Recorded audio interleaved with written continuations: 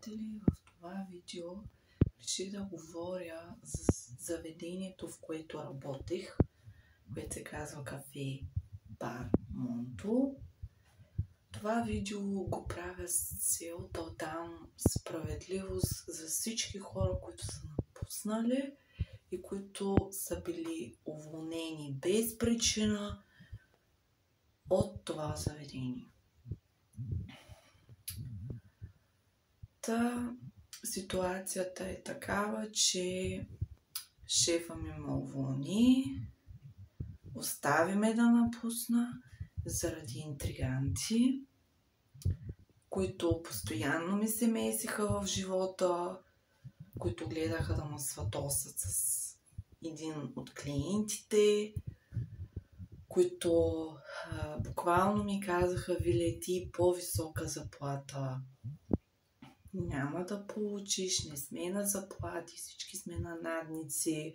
И отделно на това, шефа ми плащаше по 10 лева всеки ден, което беше смешно, тъй като аз бях 4 часа на това място, работех, трудех се и в цялата ситуация аз излязах интригант. И не знам защо. Не може ти на един човек, който се труди за тебе 4 часа, работите 4 часа, ти да му плащаш по смешни 10 лева, а на останалите си служители да плащаш по повече. Защо? И отделно на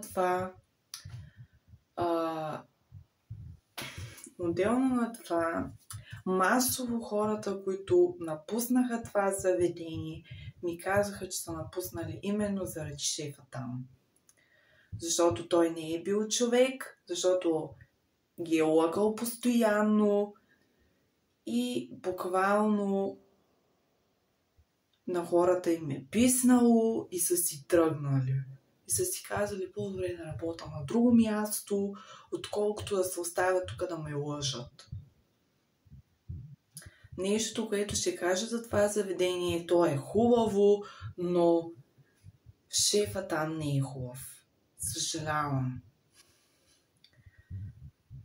Сега в момента съм безработна, но си търся работа. Имам желание да работя.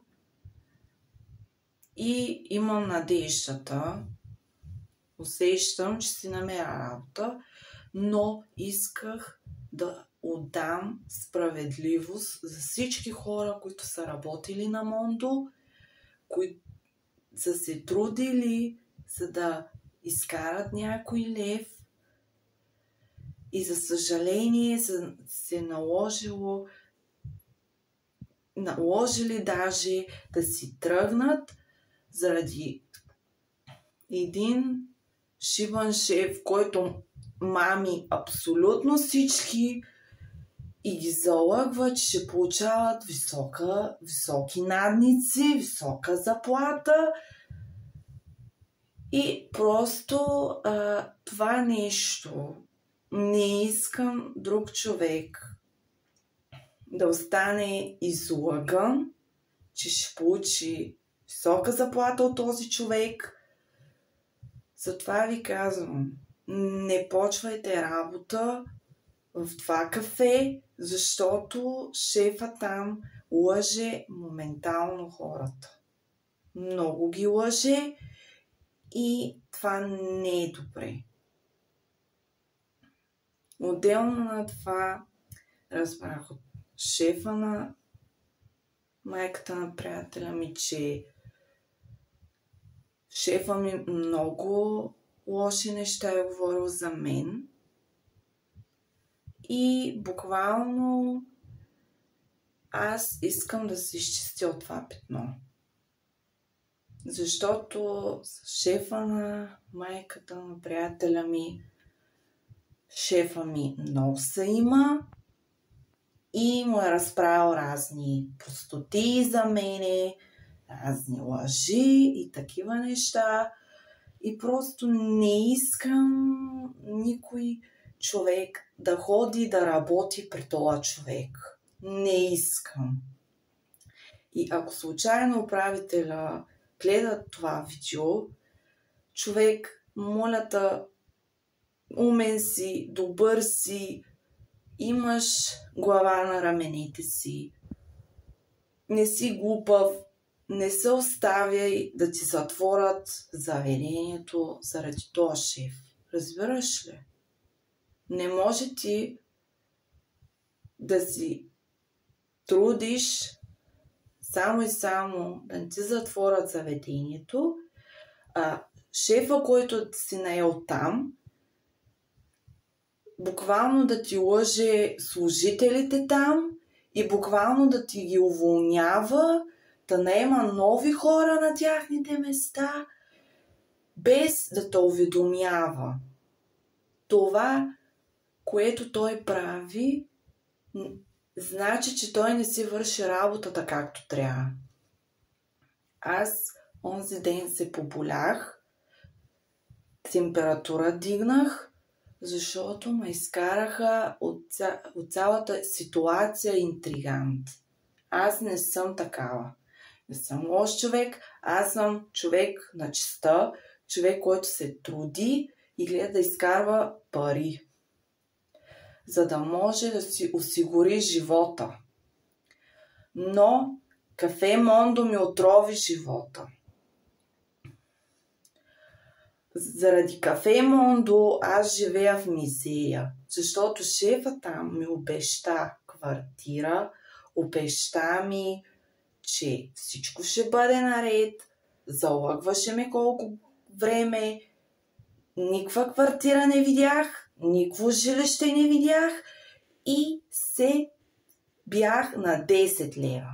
Съжалявам. Аз си казах, обещах си, крака ми няма да стъпи в това шибано заведение повече.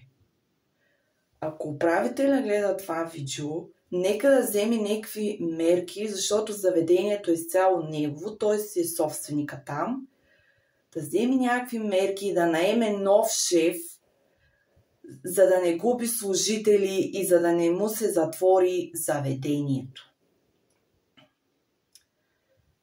Това беше от мене.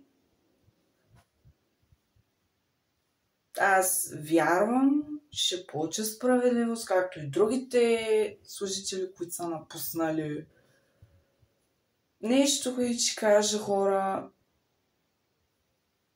не дейте се оставя да ви лъжат по този начин и не дейте да почвате в това заведение просто. Аз съжалих вече.